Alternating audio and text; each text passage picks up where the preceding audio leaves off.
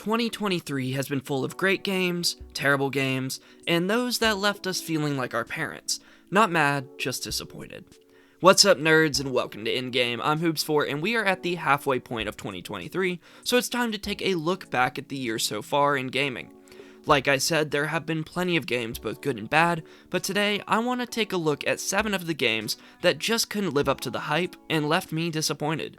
The list is not in any order in particular, and it is simply my opinion at this point in time. So if you disagree, then let me know your thoughts down in the comments below.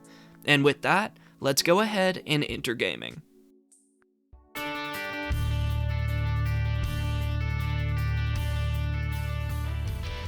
Enter gaming.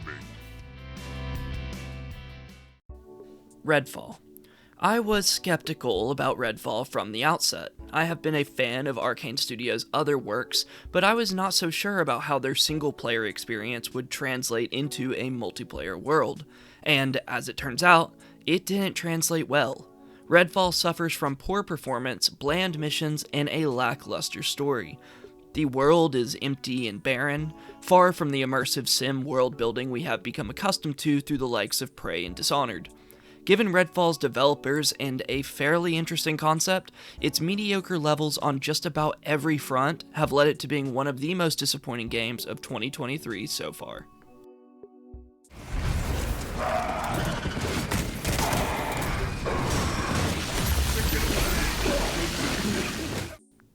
Forspoken. A new open-world PlayStation IP set in a magical world with awesome-looking graphics seems like a recipe for success, as PlayStation has proved time and time again. Unfortunately, Forspoken couldn't capitalize on the hype. While the combat was solid enough, there really just wasn't much depth to be found. The open world was bland and boring, just big for the sake of being big, with no real substance.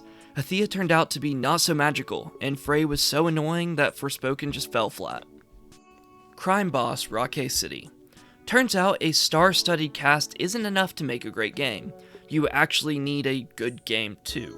Unfortunately, even with the amazing cast of Crime Boss Rockay City, including Chuck Norris, Kim Basinger, Danny Glover, Danny Trejo, Vanilla Ice, and more, the game itself was meh. The payday formula has been difficult to copy over the years, and it's not for a lack of trying. But Rockay City, try as it might, can't nail the formula with a good cast alone. Stuck between stealth and action, the Rockay City missions felt mismatched and mismanaged, with an uninspired gameplay loop that quickly loses its magic. The Lord of the Rings Gollum. What is there to say about the Lord of the Rings Gollum that hasn't been said already?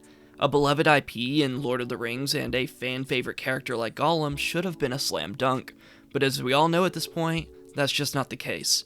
Reviews across the board showed that Gollum was mediocre at best, and at worst, absolutely awful. Terrible AI, boring missions, and bad character models are just the tip of the negative iceberg when it comes to Lord of the Rings Gollum.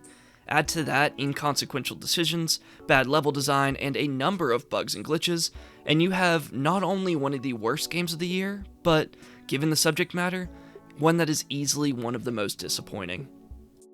And before I continue, if you are enjoying this, then please consider subscribing. Most of my viewers are not subscribed, and it would help me out a ton.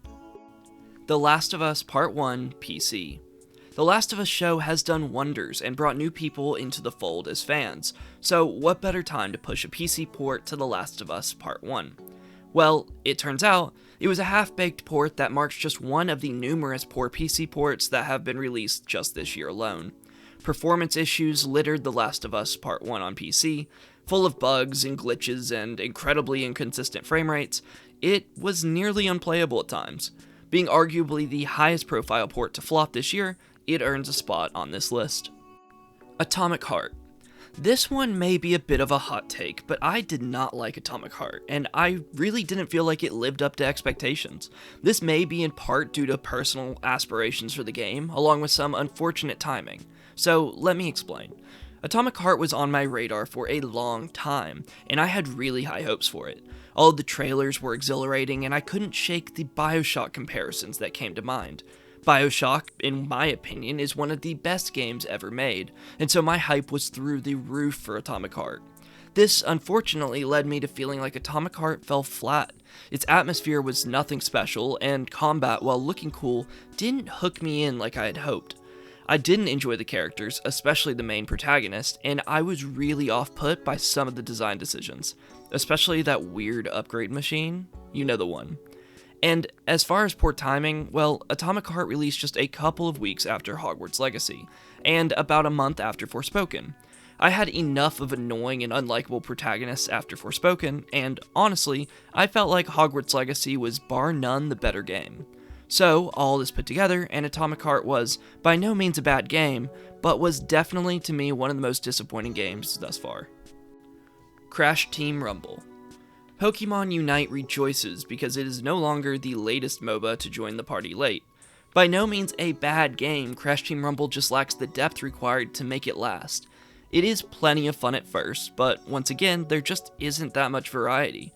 The Crash roster is fine, and wacky abilities do ensure that you always know you are in the Crash universe, and while gamers weren't exactly clamoring for a new MOBA, and definitely not a Crash Bandicoot one, the lack of depth and replayability earn it a spot on this list. So there you go, those are the 7 games that I find to be the most disappointing thus far in 2023. If you enjoy this video, then please leave a like and consider subscribing to the channel. Leave your thoughts down in the comments below, and I'll see you guys on the next one. Thanks for watching. Peace. Thank you for watching, right here on InGame. Be sure to like, comment, subscribe for more content.